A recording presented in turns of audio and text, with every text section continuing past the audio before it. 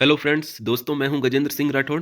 ITI world में आपका बहुत बहुत स्वागत है। आज के इस वीडियो में हम जानेंगे टिम्बर के बारे में। चैप्टर 3 अभी चल रहा है, जिसमें टिम्बर से पहले के टॉपिक हमने सभी वन बाय वन देख लिए हैं। उनका एमसीक्यू प्लस थ्योरी एक साथ देखा है। ठीक है, आज हम टिम्बर के बारे में जानेंगे। तो आप सभी से रिक्वेस्ट है कि इस वीडियो पर आप एंड तक बने रहें। आपको पसंद आता है तो लाइक करें, ज़्यादा से ज़्यादा शेयर करें, ताकि जो भी प्रिपरेशन कर रहा है उसको इस फ़ायदा हो सके। चैनल पे आप नए हैं तो सब्सक्राइब करें, बेल आइकॉन को प्रेस करें, ताकि एजुकेशन वीडियो टाइमली आपको नोटिफिकेशन मिलता रहे। आपकी कोई भी क्वेरी हो तो कमेंट बॉक्स में लिख कर बता सकते हैं। अगर कोई जीआई प्रिपरेशन कर रहा है, उससे संबंधित आप नोट्स या क्लासेस ज्वाइन करना चाहते हैं, तो चैनल पे कांटेक्ट दिया गया है, आप कांटेक्ट करके संपर्क कर सकते हैं। तो चलिए स्टार्ट करते हैं। टिम्बर टिम्बर शब्द सेक्सॉन टिम्बेरियन से आया, जिसका अर्थ होता है बिल्ड, बनाना। वे लकड़ियां जो इमारतों और अन्य अभियांत्रिकी कार्यों के लिए उपयोग की जाती है, जिन्हें पेड़ों से 0.6 मीटर की गोलाई काटकर प्राप्त की जाती है। टाइप देख सकते हैं इसमें: standing timber, rough timber, converted timber, log timber. तो स्टैंडिंग टिम्बर क्या होता है? जीवित वृक्ष का हिस्सा, जो लाइव ट्री है उसका हिस्सा हो गया। रफ टिम्बर मीन्स आपका गिरे हुए वृक्ष से प्राप्त, कटने के बाद जब वृक्ष गिर जाता है उससे प्राप्त। कन्वर्टेड टिम्बर विभिन्न आकारों में काटी गई लकड़ी जो निर्माण कार्य में उपयुक्त होती है। लॉग टिम्बर गिरे हुए वृक्ष की छाल, डालियां और पत्तियां हटाकर प्राप्त लकड़ी। तना जो होता है इसका मेन, जिसपे वो रूट से कनेक्टेड होता है, और ब्रांचेस, तो उसके बीच का हिस्सा लॉग हो गया। लकड़ी और इमारती लकड़ी में अंतर। तो नॉर्मल लकड़ी और जो इमारती लकड़ी होती है, इमारती लकड़ी मीन्स टिम्बर हो गया और नॉर्मल वुड हो गया। तो इनका डिफरेंस: लकड़ी किसी भी प्रकार की हो सकती है, जैसे जबकि इमारती लकड़ी केवल निर्माण कार्य के लिए प्रयुक्त होती है। इसका प्रयोग, जो लकड़ी होती है, वुड होता है, इसका ईंधन, फर्नीचर, कारपेंटर इसका जनरली यूज़ करता है।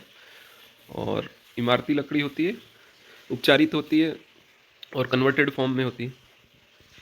यूजेस दिया गया टिम्बर का देखिए: कंस्ट्रक्शन वर्क के लिए इसमें दरवाजे, खिड़कियां, बीम, राफ्टर, खंबे, पोल, आर्क, छत, फर्श आदि की दीवारें। रेलवे में देखिए wagon, sleeper coach, furniture, table, कुर्सी, कैबिनेट। फॉर्म वर्क में आरसीसी कार्य में मिसलेनियस वर्क, परिवहन। ठीक है, ये सारे इसके यूज हो गए। कैरेक्टरिस्टिक्स ऑफ टिम्बर, विशेषताएं क्या होनी चाहिए टिम्बर की? अच्छा जो टिम्बर होता है, अपीयरेंस: ताज़ा कटे हुए लकड़ी का पृष्ठ कठोर और चमकदार होना चाहिए। धुंधला पृष्ठ डिफेक्ट की निशानी होता है। कलर, इससे रिलेटेड क्वेश्चन कभी पूछा जाता है। जो गहरे कलर की लकड़ी होती है वो अधिक मजबूत होती है। ठीक है, हल्का रंग कम सामर्थ्य को दर्शाता है, तो ये आप नोट डाउन कर लें। गहरे रंग की लकड़ी अधिक मजबूत होती है, हल्का रंग कम सामर्थ्य को दर्शाता है। रंग समान होना चाहिए, यह हर्टवुड से आता है। कॉस्ट देखिए, कॉस्ट आपकी मॉडरेट होनी चाहिए, बहुत ज़्यादा कॉस्ट नहीं होनी चाहिए। डिफेक्ट्स में आपके नॉट्स, एंटन ट्विस्ट, सेक्स, फ्लॉज, ब्लेमिश से मुक्त होना चाहिए। कभी कभी इनका डायग्राम देके भी पूछा जाता है, तो आपको जो पीडीएफ शेयर किया गया है उसमें रफ डायग्राम इनका नॉट्स में किस प्रकार से, वो अगर सेक्शनल व्यू हम कट करें उसका, तो किस प्रकार दिखाई देता है। 4 ऑप्शन दे देगा, उसमें से एक डिफेक्ट का नाम देके पूछा जाएगा कि इसमें से कौन सा राइट है, तो उसे भी आप ध्यान में रखें। डेंसिटी एंड वेट, लकड़ी का डेंसिटी और वेट, डेंसिटी और वेट अधिक होगा तो उसकी सामर्थ्य अधिक, उतनी ही अच्छी सामर्थ्य होगी। बाकी ये डिपेंड करता है कि किस यूज़ के लिए हम वुड का, टिम्बर का यूज़ कर रहे हैं, उसके अकॉर्डिंग डेंसिटी एंड वेट कम ज़्यादा होता है। ड्यूरेबिलिटी एंड रेजिस्टेंस, तो स्थिरता और प्रतिरोधकता ये अच्छी होनी चाहिए। इलास्टिसिटी, विशेष रूप से खेल सामग्री, बोझ, छत के ट्रसेस जो होते हैं उसमें इलास्टिसिटी अच्छी होनी चाहिए। फायर रेजिस्टेंस, लकड़ी बेड कंडक्टर होता है, जिससे यह अग्नि प्रतिरोधी हो सकती है, और ये उसमें चालकता पे निर्भर करता है। हार्डनेस, पर्याप्त रूप से कठोर होना चाहिए। शेप, उसका आकार, जैसे बाहरी इन्वायरमेंट का उस पर बहुत ज़्यादा मतलब श्रिंकेज या मतलब उसका एक्सपेंशन ये सब ज़्यादा नहीं होना चाहिए। अपना जो एक्चुअल आकार है वो बनाए रखने में सक्षम होना चाहिए। टेम्परेचर बढ़ाएंगे तो न वो डिस्टॉर्ट होकर फैलना चाहिए, और ज़्यादा ठंड होता है तो बहुत ज़्यादा उसके आकार में चेंज, कंप्रेशन नहीं होना चाहिए। स्मेल, ये आप देख लीजिए, मीठी गंध आती है, गंध खराब है तो ये डीके लकड़ी है। साउंड, दो लकड़ी को टकराने से ध्वनि साउंड आना चाहिए। स्ट्रक्चर यूनिफॉर्म होना चाहिए, और एनुलर निशान होने चाहिए, पास पास निशान मजबूत लकड़ी को दर्शाते हैं। एनुलर जो निशान होते हैं इनसे रिलेटेड भी क्वेश्चन पूछा जाता है। तो सिंगल एक एनुलर, जितने एनुलर रिंग होते हैं वो उसके ईयर्स को भी दर्शाता है, और ये जितने ज़्यादा पास पास होंगे ये लॉग में होते हैं। अगर सेक्शनल व्यू काट के देखेंगे, अभी डायग्राम देखोगे आप नीचे उसमें, तो क्लियर हो जाएगा। जितने पास होंगे उतनी ही लकड़ी मजबूत होगी। पॉलिशिंग एंड पेंटिंग, लकड़ी को पॉलिश और रंग ठहराने योग्य होना चाहिए, मतलब पॉलिश और पेंटिंग उस पर ठहरना चाहिए। वर्केबिलिटी, लकड़ी को आसानी से काटा, समतल, चिकना किया जा सके। क्लासिफिकेशन ऑफ ट्री, ये काफ़ी इंपॉर्टेंट है। इसमें ट्रीज़ का नाम देके भी पूछ सकता है, और डिफरेंट टाइप के क्लासिफिकेशन में अभी देखेंगे हम नाम, उनसे रिलेटेड भी क्वेश्चन आ सकता है। टिम्बर का नाम कुछ वृक्षों के बाद ही रखा गया है, जैसे टीक वुड, साल की लकड़ी साल वुड, शीशम की लकड़ी शीशम वुड। इमारती लकड़ी की गुणवत्ता उस वृक्ष या पेड़ के गुण पर निर्भर करती है जिससे वो प्राप्त की गई है। ठीक है, पेड़ों की कई स्पेसिफिक प्रजातियां होती है। कुछ पेड़ प्राचीन पादपों से संबंधित होते हैं। पेड़ों का क्लासिफिकेशन ये नीचे दिया गया है। तो ट्रीज में एक्सोजीनियस ट्री, इंडोजीनियस ट्री, और एक्सोजीनियस ट्री में देखिए आपका कॉनिफर ट्री और डेसिडियस ट्री। इसमें आपका कॉनिफर ट्री को आप सॉफ्ट टिम्बर भी बोल सकते हैं, डेसिडियस ट्री हार्ड टिम्बर। तो एक्सोजीनियस में सॉफ्ट या हार्ड, या इसी को आप सॉफ्ट को कॉनिफर और हार्ड को डेसिडियस। अभी क्लासिफिकेशन 1 बाई 1 देखिए, based on mode of growth of tree. Exogenous में देखिए तना बाहर की ओर संकेंद्रीय वलय के रूप में बढ़ता है, कॉन्सेंट्रिक रिंग के रूप में बढ़ता है। ये पॉइंट इंपॉर्टेंट है। आप दोनों का डिफरेंस देखोगे, इंडोजीनियस एक्सोजीनियस, तो क्लियर हो जाएगा। ठीक है, निर्माण कार्यों के लिए उपयुक्त होता है। एग्जाम्पल भी काफ़ी इंपॉर्टेंट है, सांगवान, चीड़, शीशम, तो ये एक्सोजीनियस बहिर्जात वृक्ष में आते हैं। प्रकार, इनको फिर से दो पार्ट में ऊपर बताया गया था आपको, कॉनिफर इवरग्रीन सॉफ्ट और डेसिडियस हार्ड वो। तो कॉनिफर इवरग्रीन में पत्तियां नहीं गिरती है जब तक नई न आ जाए, नई आएगी उसके बाद ही गिरती है। मृद लकड़ी होती है, हल्के रंग की होती है। उदाहरण इनका चीड़ और देवदार हो गया। ठीक है, डेसिडियस या हार्ड में पत्तियां शरद ऋतु में गिरती है, कठोर लकड़ी, गहरे रंग की। उदाहरण शीशम, मोहगनी, ओक, सांगवान। ठीक है, तो ये जो एग्जाम्पल दिए गए हैं ये काफ़ी इंपॉर्टेंट है। और इसके जो गुण है, जैसे ये डेसिडियस हार्ड जो होती है कठोर होती है, गहरे रंग की होती है, पत्तियां शीत ऋतु में गिरती है। ये मेन पॉइंट लिखे गए हैं, ये आप कई बार रिपीट करोगे और एमसीक्यू प्रैक्टिस करोगे तो आपको क्लियर हो जाएगा किस फॉर्म में एमसीक्यूज पूछे जाते हैं। इंडोजीनियस में देखिए आप, वृद्धि अनुदैर्घ्य, ये वर्टिकल होती है और वो सेंट्रिक रिंग के फॉर्म में होती है, जैसे एनुलर रिंग्स होती है राउंड राउंड, उस टाइप से होती है एक्सोजीनियस में, और इसकी वर्टिकल में होती है। तना लचीला, पतला और ऊंचाई में अधिक बढ़ता है इंडोजीनियस में। एग्जाम्पल आपका बांस, गन्ना, ताड़, नारियल, ऐसे वृक्षों से प्राप्त काष्ठ का उपयोग निर्माण कार्यों में नगण्य सा ही होता है, बहुत कम उपयोग होता है। मेनली जो है निर्माण कार्यों में आपका एक्सोजीनियस ट्रीज का ही उपयोग होता है। अभी उपयोग के आधार पे देखिए, सॉफ्ट और हार्ड जो हमने देखा था, तो सॉफ्ट में हल्का रंग होता है, बाहर में हल्का, आसानी से विभेदित होता है। एनुलर रिंग्स मृद, सनंतरी, साफ व स्पष्ट होती है। इनके तंतु सीधे होते हैं तथा यह तनाव को सह सकता है। लेटरल एडेशन जो होता है इनका, मध्य पार्श्व आसंजन बल कम होता है, जिससे इसका स्प्लिटिंग सुलभता से हो सकती है। यह सदाबहार वृक्ष होता है तथा इसकी पत्तियां संकीर्ण व सुई के आकार की होती है। इनकी लकड़ी कमजोर होती है, आसानी से फट जाती है। सुगंधित रेजिन पदार्थ होते हैं। एग्जाम्पल इसका देवदार, चीड़। उपयोग बगीचे, रसोई, हल्का फर्नीचर आदि में। तो सॉफ्ट टिम्बर आपने जो ऊपर देखा था, सदाबहार वृक्ष, कॉन्फिगर और इवरग्रीन ट्री, इसके जो ऑप्शंस दिए गए हैं मेन पॉइंट, वो लगभग सिमिलर है आपके। हार्ड में देखेंगे तो डेसिडियस ट्री देखा आपने ऊपर, तो वार्षिक विलय साफ नहीं होता है, गहरा रंग, भारी, मज्जा रश्मि स्पष्ट सैप होता है, तो उसको हिंदी में मज्जा। राल नहीं होती है, सबल तंतु, इसमें अम्लीय तत्व अत्यधिक मात्रा में उपस्थित होते हैं। एग्जाम्पल सांगवान, साल, अखरोट, बबूल। उपयोग फर्नीचर, औजार, गाड़ियाँ, बेंच आदि में। ये स्टार मार्क्स किया गया है। एनुअल रिंग, वृक्षों में वृद्धि हर वर्ष के बाद एक रिंग, एक वलय बनता है जो वृद्धि की उम्र को दर्शाता है। एनुअल रिंग और इनके एग्जाम्पल जो उदाहरण दिए गए हैं या इनकी जो प्रॉपर्टीज़ दी गई है उससे रिलेटेड एमसीक्यू पूछे जाते हैं। एक टेबल दिया गया है, इसमें प्रॉपर्टीज़ दी गई है। गुण, चक्राकार वलय, इसमें सॉफ्ट और हार्ड दोनों में डिफरेंस दिया गया है। सॉफ्ट में बहुत अंतर होता है, हार्ड में कम अंतर होगा और पास पास होंगे जो एनुअल रिंग्स होती है। रंग इनका हल्का होता है, गहरा। जो आपको ऊपर कराया है वही सब लिखा गया है। अग्नि प्रतिरोधी जो सॉफ्ट है वो कम होगी, वो मॉडरेट होगी। सामर्थ्यता दी गई है, भार दिया गया है हल्का भारी, इसे आप देख लें। General structure and growth of exogenous tree. Exogenous tree, ये स्ट्रक्चर देखिए, क्रॉस सेक्शनल व्यू इसमें दर्शाया गया है आपको। तो कैम्बियम लेयर जो सबसे बाहरी छाल होता है, कोई भी वृक्ष का आप देखेंगे लास्ट में जो छाल होता है उसके और जो उसको उतारने के बाद जो सरफेस दिखती है उनके बीच में एक लेयर बनी होती है लिक्विड फॉर्म टाइप से, तो वो कैम्बियम। एनुअल रिंग्स, ये जो सर्किल शेप में दिख रही है आपकी, ये सर्किल दिख रहे हैं, ये एनुअल रिंग्स हो गए। ठीक है, ये कैम्बियम लेयर आपका, ये पॉइंट्स हो गए। और इनर टिम्बर जो इंटरनल रिंग्स दिख रही हैं, मैरो उसके आउटर का, बार्क, बार्क ये हिस्सा हो गया।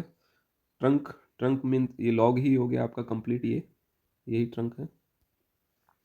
पिथ, सबसे सेंटर, ये। तो पार्ट्स ऑफ ट्री, आपको जो पार्ट्स के नाम देखा आपने उसको बताया गया है। बार्क, तने का ऊपरी और बाह्य भाग जो खुरदरा और सूखा होता है। बाह्य छाल बाहरी सुरक्षा प्रदान करता है, अतः छाल कैम्बियम परत को ढकती है।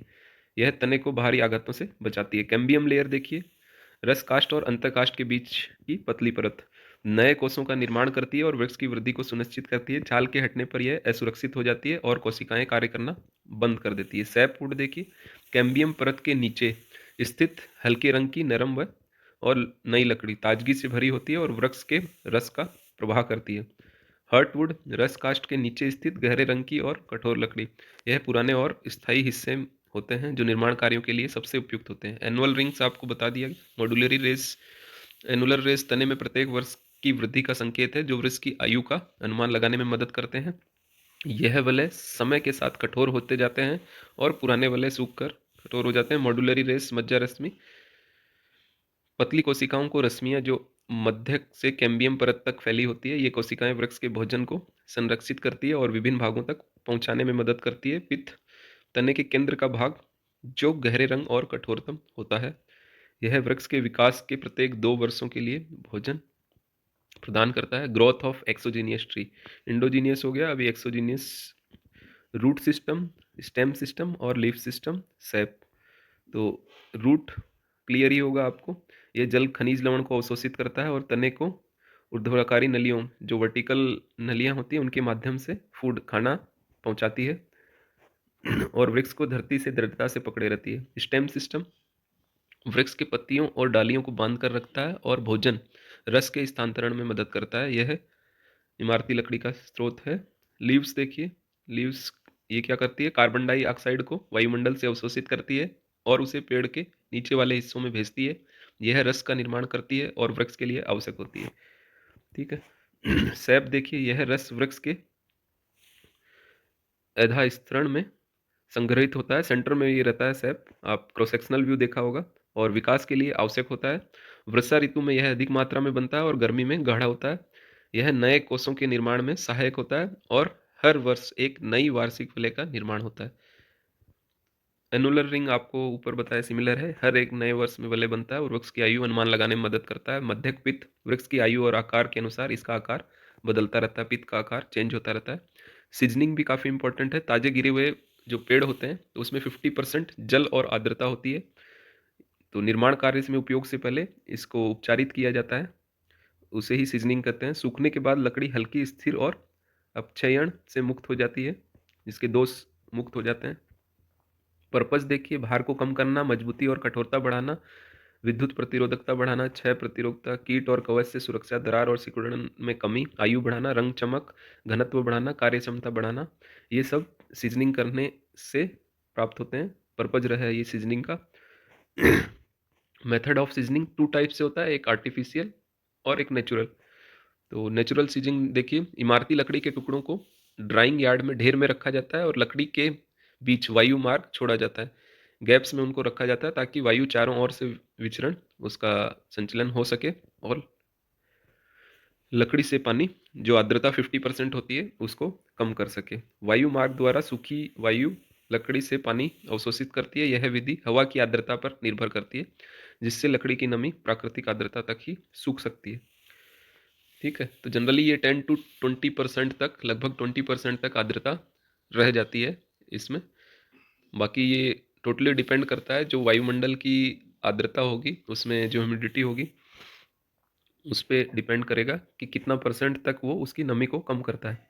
एडवांटेज देखिए, आसान सरल विशेष यंत्रों की आवश्यकता नहीं होती है, मोटे लकड़ी खंडों के लिए उपयुक्त होती है, मजबूत लकड़ी प्राप्त होती है। डिसएडवांटेज, इसमें टाइम काफ़ी लगता है और ये प्राकृतिक वायु पर निर्भर करती है। कंट्रोल नियंत्रण करना मुश्किल 2 से 4 साल का समय भी लग सकता है। फंगी और कीटों का हमला हो सकता है। लकड़ी की नमी को आर्द्रता से कम नहीं किया जा सकता, जितनी जो वायु की आर्द्रता होगी उससे कम नहीं किया जा सकता। तो आर्टिफिशियल सीजनिंग, आर्टिफिशियल में देखिए वाटर सीजनिंग, इमारती लकड़ी के बहते जल में 2 से 4 सप्ताह डुबा कर रखा जाता है। वृक्ष रस को धुलने के बाद लकड़ी को सूखने के लिए रखा जाता है। 2 से 4 सप्ताह बाद उसको सूखने के लिए रखा जाता है। यह विधि लकड़ी को ब्रिटल बना देती है, लेकिन जल में कार्बनिक द्रव्य हटाया जा सकता है।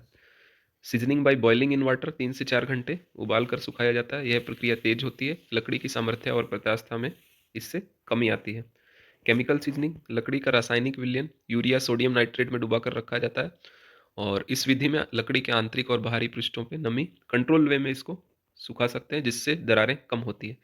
इलेक्ट्रिकल सीजनिंग, हाई फ्रीक्वेंसी की एसी प्रत्यावर्ती धारा से लकड़ी में नमी को कम किया जाता है। यह विधि तेज होती है, लेकिन इसकी लागत बहुत अधिक होती है। क्लीन सीजनिंग, भट्टे में गर्म और आर्द्र करके सुखाया जाता है। भट्टे से प्राप्त में प्राकृतिक या कृत्रिम वायु प्रवाह से वायु परिसंचरण किया जाता है। लकड़ी को धीरे धीरे सुखाकर उसके जलांश को निर्धारित स्तर तक लाया जाता है।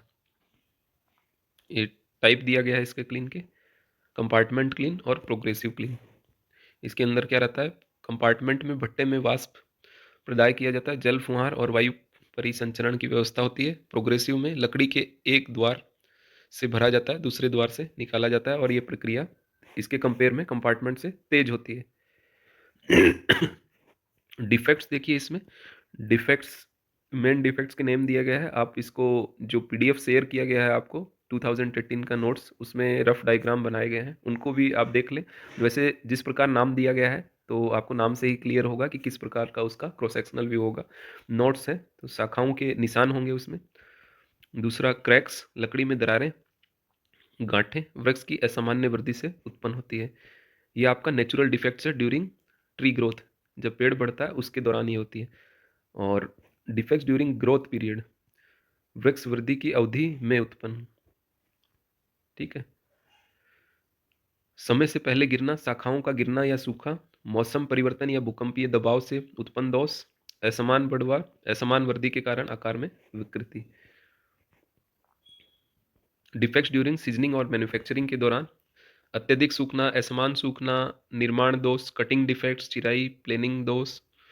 तो इससे जो फर्स्ट पॉइंट है आपका, जो वृक्ष की वृद्धि विकास के दौरान उत्पन्न होते हैं, ये नोट्स, क्रैक्स, बल्स, ये डिफरेंट टाइप के होते हैं, स्टार सेक। इनका पीडीएफ से एक बार आप जरूर देख लें डायग्राम, उनको आप सेल्फ नोट में ऐड कर लें। Defects during seasoning and manufacturing, ये आपको बता दिया गया है। कुछ इंपॉर्टेंट पॉइंट देखिए, टेस्ट है जो जनरली इससे रिलेटेड टेस्ट नहीं आते हैं एमसीक्यू में, फिर भी ओनली इंपॉर्टेंट टेस्ट के नाम दिए गए हैं, देख लें। मॉइस्चर कंटेंटेंस, तो नाम से क्लियर है, ओवन ड्राइंग मेथड का यूज़ होता है और मॉइस्चर की परसेंटेज को देखते हैं।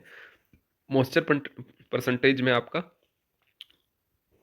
नेचुरल और आर्टिफिशियल, तो नेचुरल में जो पेड़ जब कट करते हैं तो लगभग 50% तक उसमें नमी रहती है। नेचुरल से हम वो वायुमंडल जो एयर होती है उसकी आर्द्रता पे डिपेंड करती है, तो ये उपचारित होने पे, नेचुरल प्रकार से उपचारित होगा, उसके बाद जो लकड़ी प्राप्त होगी तो उसमें 10 to 20% तक ये नमी रह जाती है। और जो आर्टिफिशियल है उसमें 10 to 12% तक हम कंट्रोल्ड वे में उसको एज पर अपना डिजायर्ड होता है उसके अकॉर्डिंग 10 से 12% तक नमी कम की जाती है। की पॉइंट्स दिए गए हैं यहाँ पे। मॉइस्चर कंटेंट जो निर्माण उद्देश्यों के लिए उपयोग की जाती है, तो उसमें आइडियल दिया गया है आपका 12 से 15%, 12 से 15% निर्माण कार्यों के लिए। और जो हम उपचारित करते हैं उसमें अगर आपको नाम दिया गया है आर्टिफिशियल या नेचुरल, तो उसमें 10 to 20% तक नमी रहती है नेचुरल में, और आर्टिफिशियल में 10 to 12। तो इसमें आपको आइडियल पूछता है तो 12 से 15, और उपचारित या आर्टिफिशियल उपचारित पूछता है तो 10 to 12% इसका आंसर होगा। 10 to 12%। ठीक है। लकड़ी की डेंसिटी दी गई है, तो ये आइडियल कंडीशन में ये रेंज दिया गया है आपका 400 kg पर metre cube to 1200। Strength, tensile strength 50 to 100 MPa। Compressive strength 30 to 60। Timber shrinkage में आपका दिया है टेंजेंशियल और रेडियल। रेडियल आपका 4 to 8 और टेंजेंशियल आपका हो जाएगा 6 to 12। टिम्बर एज, निर्माण की लकड़ी की आयु, तो जनरली 20 से 30 ईयर ओल्ड जो होते हैं वो यूज किए जाते हैं, लगभग 20 से 30 वर्ष पुराना। ताकत और सामर्थ्य अच्छी होती है उसकी। किलन ड्राइंग तापमान, जो भट्टे में सीजनिंग की जाती है, 60 to 90 डिग्री टेम्परेचर यूज होता है उसमें। हार्डवुड और सॉफ्टवुड आपको ऑलरेडी ऊपर बताया गया है, एग्जाम्पल्स आपको देखना है इससे रिलेटेड, और इसकी प्रॉपर्टीज़। और 12 to 15% आइडियल नमी बताई गई है, आदर्श नमी। ठीक है। अगर उपचारित पूछा जाता है आपको तो 10 से 12%। ठीक है। अगर नाम दिया जाता है नेचुरल में 10 to 20, और आर्टिफिशियल तो 10 से 12%। ठीक है। तो उपचारित जनरली पूछा जाता है। सेल्फ नोट्स के PDF आपको ऑलरेडी शेयर किए गए हैं, इससे रिलेटेड कोई भी डायग्राम है, स्पेशली आपका जो क्रॉस सेक्शनल व्यू और जो इसके डिफेक्ट्स हैं उनके डायग्राम जरूर देखें। और आर्टिफिशियल और नेचुरल जो सीजनिंग है उसका डिफरेंस दिया हुआ है, उसके कुछ पॉइंट है, 4-5 पॉइंट, वो ऐड कर लें। नेक्स्ट अभी हम पेंट और वार्निश देखेंगे, देन इन सभी के MCQs देखेंगे। Thanks for watching, have a nice day. धन्यवाद।